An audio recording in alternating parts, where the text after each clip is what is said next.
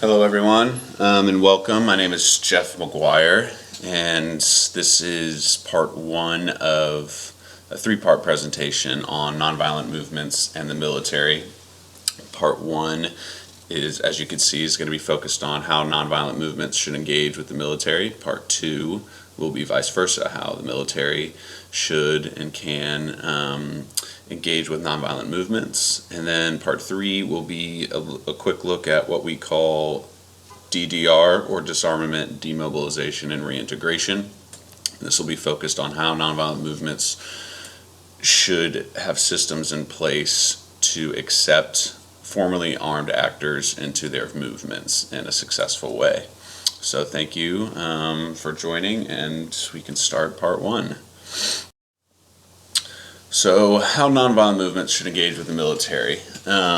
First point that I'd like to touch on is the importance of remaining nonviolent in the face of violent repression for a variety of different reasons, one of which is that the military rules of engagement, or ROE, change and adapt rapidly and according to conditions on the ground.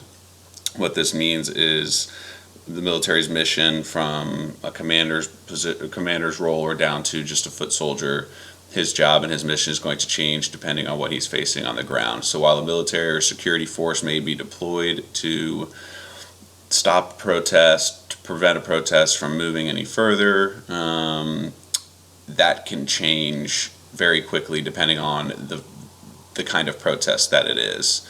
So if the military is encouraged, or if they're ordered to not fire upon or not get aggressive with the protesters or activists of a movement, then they won't.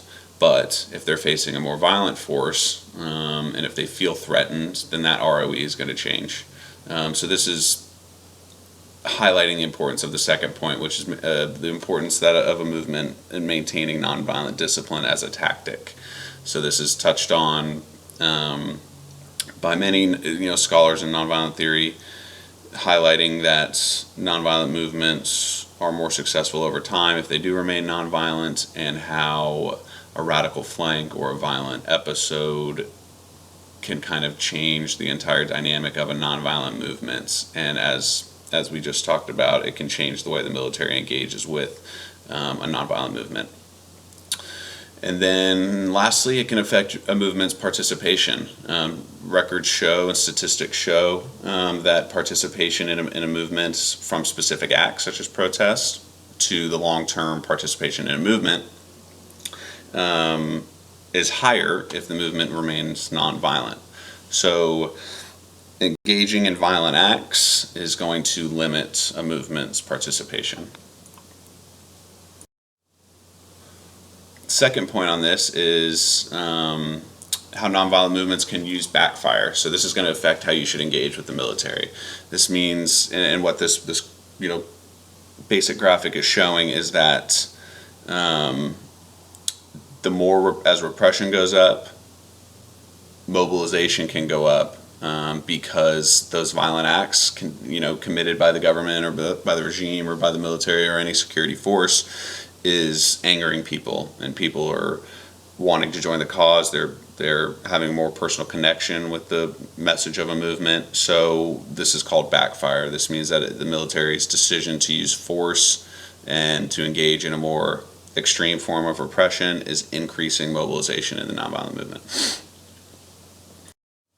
And the last point I'd like to make on this is the importance of nonviolent movements countering the narrative. And this is particularly important when dealing with the military and the military's ability to control the narrative on what is security and what is an insurgency or what is subversion and things like this, which we'll talk more about in part two. But this quick graphic here, what a usual narrative will come out if the movement loses control and the regime wants to control the narrative and the military wants to control the narrative, is you have a movement that's demanding change, but they want to highlight the fact that the status quo is security. And then so any movement trying to change that is equal to insecurity and equal to danger and violence and things like this. So that gives a certain legitimacy to the military or to a regime to repress the movement. So nonviolent movements should work to counter this narrative, to highlight the fact that the status quo is repressive, and this should include the military. It should include not highlighting the military as repressive, but highlighting that the military itself is being repressed as well. Ordering the military to shoot on its own citizens it should be highlighted as a repressive tactic.